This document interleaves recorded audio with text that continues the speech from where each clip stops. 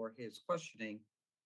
Now I'd like to recognize, pleased to recognize the gentlelady from California, Ms. Bass, for 5 minutes. We'll come back to her. We'll come back to her at this time.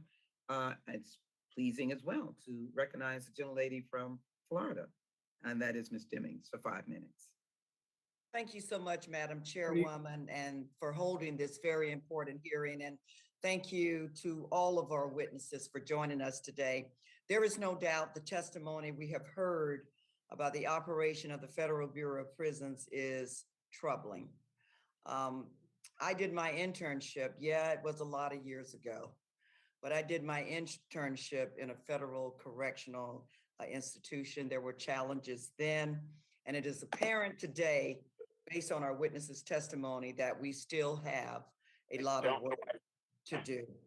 We have heard testimony that describes poor conditions. My colleague, Mr. Biggs, talked about the filth that is just unimaginable. We've heard about inadequate medical care and attention, a failure to properly administer authorities granted by Congress. Yes, we can hold people accountable, but we know that we can also treat them with dignity. I'm glad we're having this hearing to confront these important issues, and I hope we are able to have someone, we've already heard it, but let me just say it again. I hope that we're able to have someone from the Bureau of Prisons before us soon to continue the conversation. Chairwoman Jackson Lee, thank you for your commitment there. Ms. Goodwin, you testified that the GAO's work has shown that BOP's deficiencies can generally be categorized into 3 themes, one of which is inadequate management of staffs and resources. Ms. Goodwin, could you just please expand a bit on that and show how BOP's deficiencies in their management style, if you will, contribute to other issues identified by your office? Thank you for that question, Congresswoman. So GAO every 2 years does what we call the high risk list, where we note the agencies that we think are at risk for issues around fraud, waste, abuse, or mismanagement of resources. And so this past high risk list, GAO listed the management of the federal prison system as an emerging issue because we were concerned about those 3 themes, particularly the first one being, management of resources and the number of times the leadership has changed over. So when that happens, that affects everything else in the agency. It affects the staffing. When we did the report looking at BOP staffing, and to circle back to the question I got from the chairwoman earlier, if you don't have the appropriate staff, you can't get the appropriate programs to the inmates. And then if you're short staffed, here comes COVID. And if staff are going out because of COVID, that's fewer and fewer staff that you have to just provide services to the people who are incarcerated.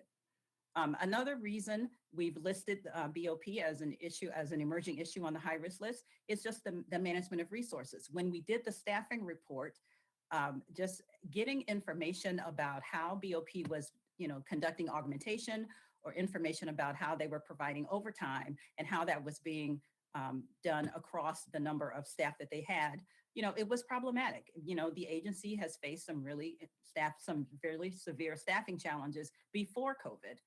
And then once COVID hit, those challenges were only exacerbated. So we will continue to review everything that's happening at the agency.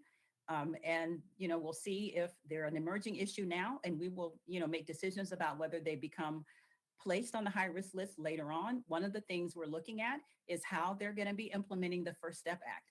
Those requirements, particularly the needs and risk assessment, that's ongoing work we have right now. So that will help feed into our determination as to whether they end up on the high risk list. Ms. Goodwin, you also talked about inadequate planning for new programs and initiatives that help inmates prepare for a successful return back into our community.